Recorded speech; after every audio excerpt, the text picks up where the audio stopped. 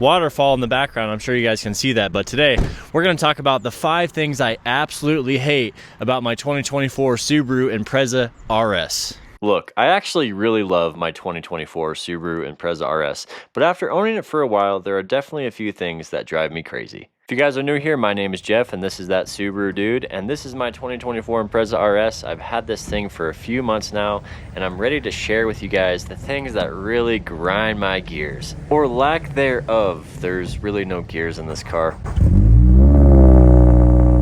Now before I go over the 5 things I hate, let's take a brief moment from bashing the Impreza and go back in time for a second and take a look at the car that basically started everything. The Impreza first started in '92 and was designed to be Subaru's compact car that still kept the brand's core identity, things like standard all-wheel drive, practicality, and reliability. Over the years, the Impreza became one of Subaru's most recognizable models and helped build the company's reputation, especially here in places with snow, mountains, and rough weather. But the Impreza didn't just become popular because it was practical. A huge part of its reputation comes from rally racing. Subaru used the Impreza in the World Rally Championship, and that's where the car really became legendary. Drivers like Colin McRae helped make the blue and gold Subaru rally cars famous around the world. Those rally cars eventually inspired performance versions like the Impreza WRX and WRX STI, which became some of the most beloved enthusiast cars ever made.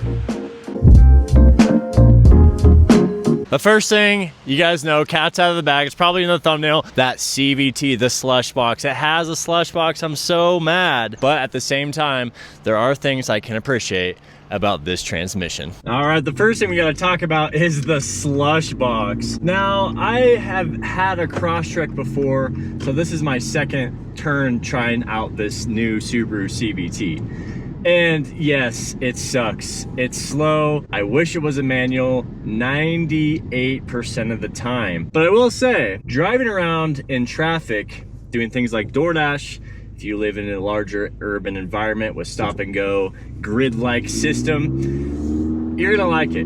I haven't had any problems with it. Do I plan on keeping this CVT for trying to make it to 200K? No, I don't want to. This is a season in my life where I chose what I chose, and I don't mind it. It shifts smooth enough to where it seems like it's okay.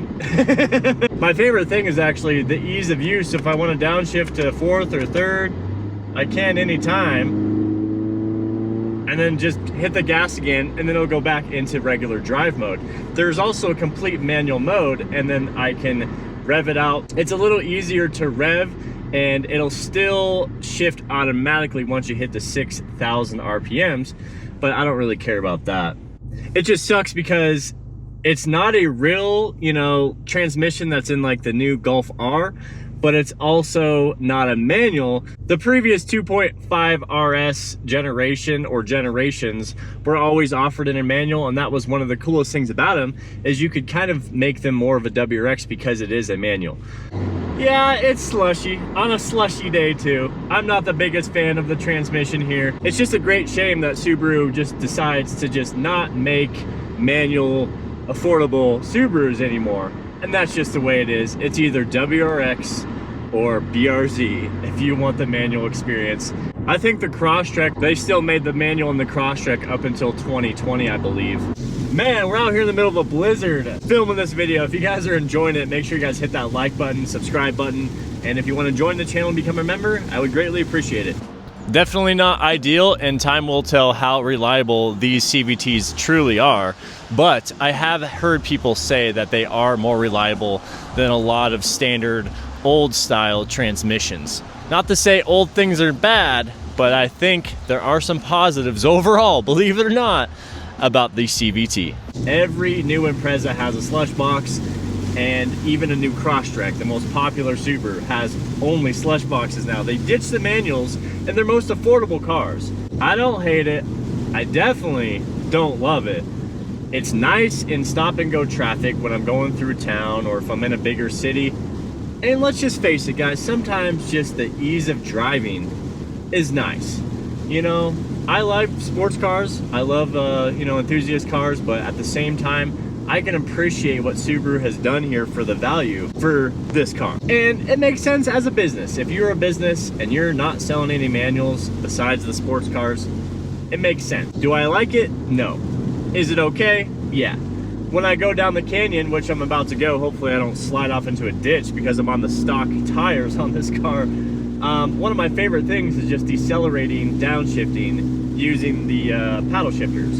So it's a CVT, it's not like the Golf R with a nice dual clutch system or a really nice auto with actual gears. This has simulated gears, but it's still quite nice. I don't mind downshifting when I need to ease off my brakes, not put so much wear on them. And when I'm accelerating, it does a pretty good job of holding up the RPMs. Today is not the best example of me showing you guys a nice acceleration because I'm in a blizzard, but I can show you some downshifts.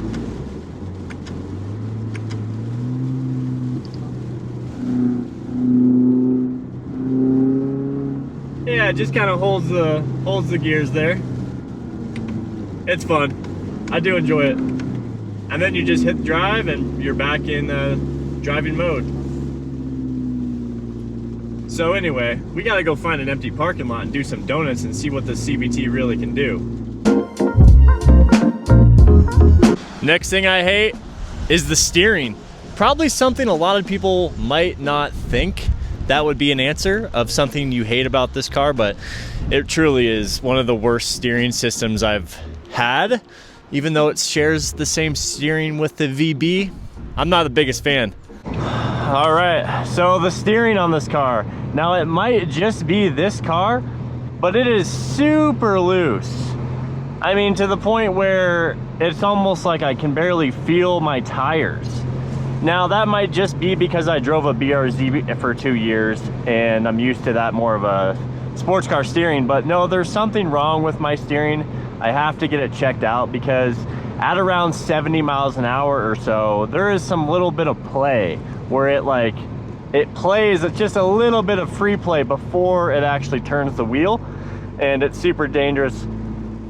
Not dangerous, but like if you're not, you know, it's not good. That's what I'm trying to say. I definitely don't like that it's doing that. We're about to descend down the canyon here, so you guys are gonna get to see a little bit of the CVT action as well. Not much to see there, but I always like to put it in sport mode when I'm descending here. But yeah, the steering is just too numb, too soft.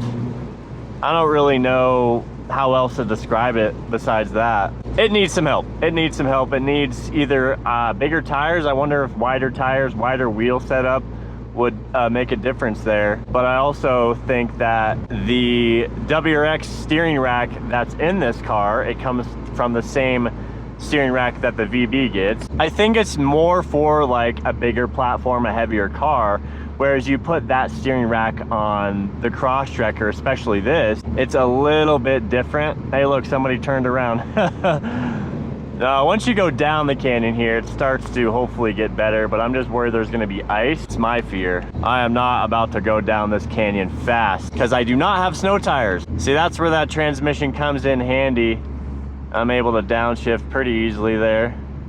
Not icy yet, but it might be icy. Well, I think one thing too is when I had my 2024 BRZ, I kind of felt like that steering was numb because I had an FRS before that. And I think that's a lot to do with it, is going from those types of steering systems to the Impreza. The Impreza is definitely more of a normal car, and newer normal cars, the steering's really numb. And yeah, I'm just not ready for that, I guess, but I do prefer steering with more road feel. Next thing up on the list is the electronic brake. The electronic brake sucks. Like, just give me a handbrake. I want it to feel like a Subaru, you know? these new technologies that they're coming out with cars aren't always the best. Like, you might be saving a little here, but you're sacrificing a lot in maybe nostalgia, I don't know, but other things too. I'm fine with just give me that handbrake. Give me some tactile-ness. There's just like, you know, 3 strikes and you're out with this car for me when I'm making this video right now as I think about it.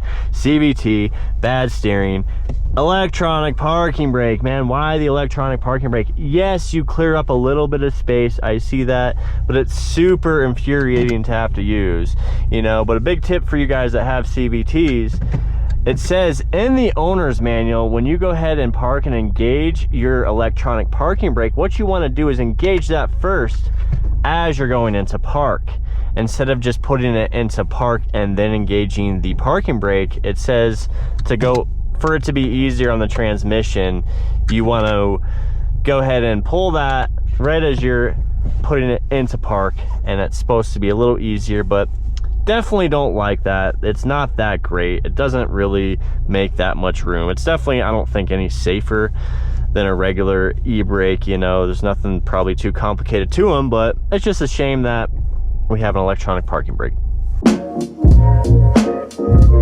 Next on the list is the backup camera. Now, this is kind of a small gripe, you know, this isn't really something I hate, but I really do think the camera should be a little bit better pixelated, and if only they could figure out a way to make it maybe a more of a wide angle. I think that would help a lot too, just because you get used to this such a big screen, this 12.5-inch screen, but your camera's only taking up about 1/3 of it. Kind of a disappointment. All right, guys, last but not least, we all know it's coming. 2024 newer are all equipped, even the WRX are all equipped with Eyesight. Eyesight kind of sucks. Like, it works great, it saves lives.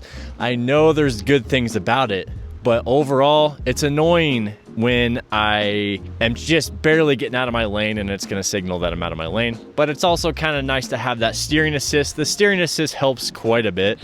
Sometimes, you know, when I just need to go down into the other side of the car and grab something real quick. Oh, here comes the hail. The steering assist really does work great in those instances where you need it. We're about to get hailed on real quick here, guys. I love my Impreza RS. I think it's one of the best cars I've had.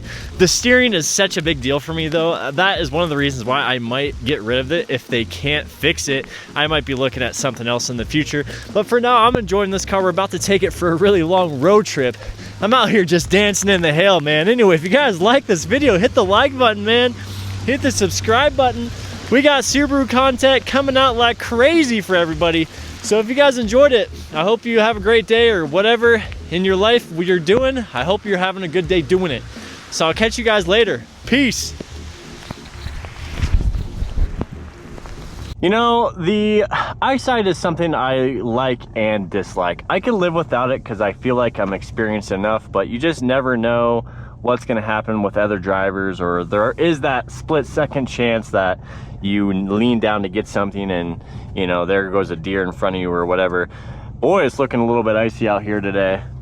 Anyway, let's scratch all that crap, guys. There's a lot of things I hate about this car, right? But there's also some things I love, and let's bring out the things we love about the RS. First and foremost, we love that boxer rumble. Even though it's not a true EJ boxer rumble, this thing has still a little bit of boxer rumble. There's the CVT shining like we know and love. We'll go back to intelligent mode. Now we'll leave it in sport mode, why not? But yeah, it doesn't sound like the old EJ STIs and WRXs, but I really do think this thing sounds good with my little Remark axleback exhaust. And then also all-wheel drive, guys. Symmetrical all-wheel drive, the best in the business, some would say. And I'm gonna close that sunroof so you guys can hear me a little bit better. We got the symmetrical all-wheel drive, and you can't really have any complaints about that. It's safe, it's fun, it's reliable, it's cheap, under 30 grand for this. You know, you get everything in this car. And that's another thing I'm gonna lean into here is I got every possible option, basically. Oh, flood. There's some water. Woof.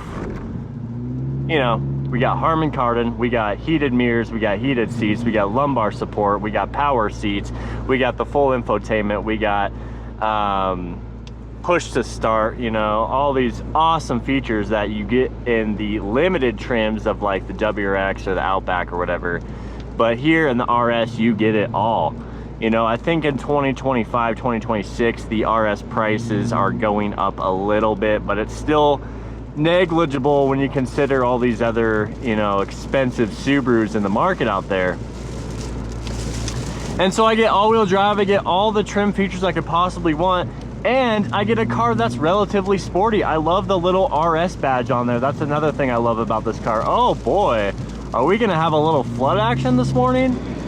Woo! Dude, this snow has actually been coming down here in Sedona, guys. I kind of picked a bad day to, not to make a video, but I picked a bad day to go down to Phoenix and buy a drone, because that's my plan today. I'm really hoping these roads are fine when I go back home in about 5 hours. But yeah, overall, guys, fun car, safe to drive, reliable, easy to drive. You know, that's the main thing is why I got it, is I was, you know, thinking about, can I do DoorDash? Can I camp? Can I commute to work easily? And it checks all those boxes. It's a great commuter. Not the best camper, but we have a full, you know, bed platform back there that we're gonna be using on our trip. So, and guess what? If I don't need to drive home today, I don't have all my stuff with me, but I could just camp in here, you know? That's a huge benefit that the WRX doesn't offer. The Outback's overpriced in my opinion, unless you want to get a used one, which I don't want to get a used Outback. So yeah, with all that, I love this car, guys. I hope you guys enjoyed this video. Like I said, hit the like button, subscribe button, hit the join button if you guys want to become members. I would really appreciate that. Wish me luck on this drive. I mean, we're going south to Phoenix, so you wouldn't expect the weather to continue to be this bad, but whatever. I'll catch you guys in the next video. Peace.